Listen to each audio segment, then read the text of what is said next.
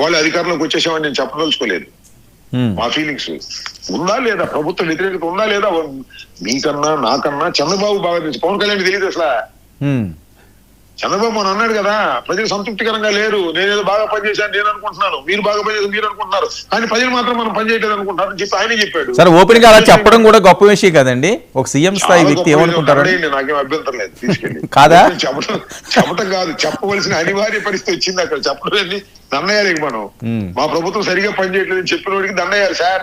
అది ఓపెన్ గా చేశాడు, ఏళ్ళు అయితే సరే, ఏళ్ళు అయితే వాళ్ళు మాకేం అభ్యంతరం లేదు.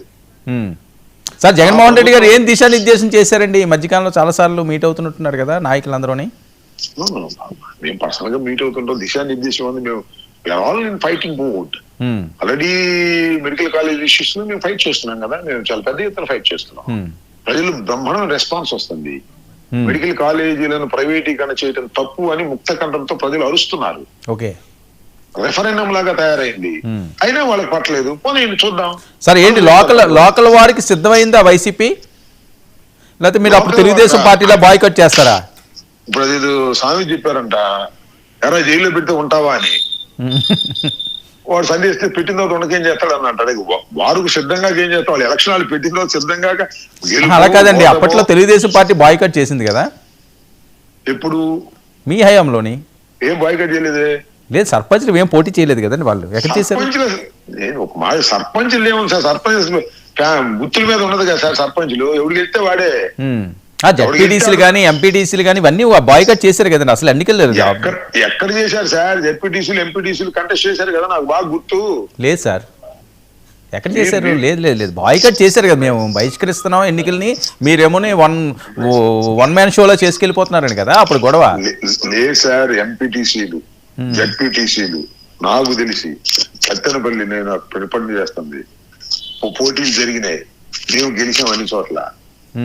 వాళ్ళు నామినేషన్ వేసిన తర్వాత బైకట్ చేశారు, నామినేషన్ వరకు వేసారు. నా దగ్గర ప్రూఫ్ ఉంది, చూపిస్తాను. మా సత్తెనపల్లి నియోజకవర్గం సార్. ఇది రెఫరెండం కింద తీసుకోవచ్చా? ఇప్పుడు జరిగే ఎంపీటీసీలు కానీ లేకపోతే మున్సిపల్ కార్పొరేషన్ కానీ ఇలాంటివి ఇది లెక్కలోకి రాదా? నీండి ఎవరు అధికారులు ఉంటే వాడు గుద్దే కార్యక్రమం. మొన్న పులివెందులో ఎలక్షన్ జరిగి రిఫరెండంగా తీసుకున్నావా? ఎలా జరిగిందో అనేది ముందు. అంటే పులివెందులు అనేది ఒక పర్టికులర్ పాయింట్ లో జరిగే ఎలక్షన్ అనుకోండి. దిస్ రాష్ట్ర వ్యాప్తంగా జరిగేటటువంటి మున్సిపల్ ఎన్నికలు కానీ, లేకపోతే పంచాయతీ ప్రెసిడెంట్లు కానీ, జెడ్పీటీసీలు కానీ, లోకల్ బాడీస్ కానీ రానియండి, చెబుదాం దాని గురించి సపరేట్. సో ఓకే, స్ట్రైట్ గా పవన్ కళ్యాణ్ గారు ఇచ్చే వార్నింగ్లు, మీ అందరికి ఇచ్చే వార్నింగ్లకి మీరు ఏం చెప్పాలనుకుంటున్నారు? కూటమికి కానీ ఆయనకి చెప్పండి. ఆయన ఇచ్చే వార్నింగ్లకి భయపడిపోతున్నాం, బాత్రూమ్కి వెళ్తున్నాం అని చెప్పండి. ఏంటంటే ఆయన ఇచ్చేది వార్నింగ్? ఎవరెవరికి ఇస్తారండి వార్నింగ్? నాకు అర్థం కాలేదు ప్రజాస్వామ్య దేశంలో. What is that warning? ఏంటి వార్నింగ్? ఏంటి నాకు తెలియకొడతాను వర్మ గారు. మరి గీతలు చెరిపేస్తానంటున్నారు, గీతలు చెరిపేస్తానంటున్నారు, చొక్కా మడత పెడతానంటున్నారు. మడత పెట్టమని ఇస్త్రీ చేసుకుని చొక్కా మడత పెట్టమని మనకేం అభ్యంతరం లేదు. మాకు రేఖలు జరిపేది ఎవరి వల్ల అయిందండి? రేఖలు జరపటం నాకు అర్థం కాలేదు. ఆయన వస్తుమా ఏంది సార్ ఇది? We are living in a democratic country. ఒక రాజ్యాంగబద్ధంగా నడుస్తున్నటువంటి ఒక వ్యవస్థ. చేతిలో రేఖలు గీత దాటారంటే రేఖలు తిరిగేస్తాను, ఏలు ముద్ర వేయడానికి కూడా రేఖలు ఉండవు, పిచ్చి మాటలు ఇవన్నీ. అదేది పిట్టల దొర సామెతకి ఉంటది వ్యవహారం. పిట్టల దొర వస్తాడు కదా, మేము కిలో బంగారం మా ఇంట్లో ఉంటే కుక్క ముడితే బయట పారేసామని చెప్తాడు పిట్టల దొర. అట్టా ఉన్న వ్యవహారం ఇది.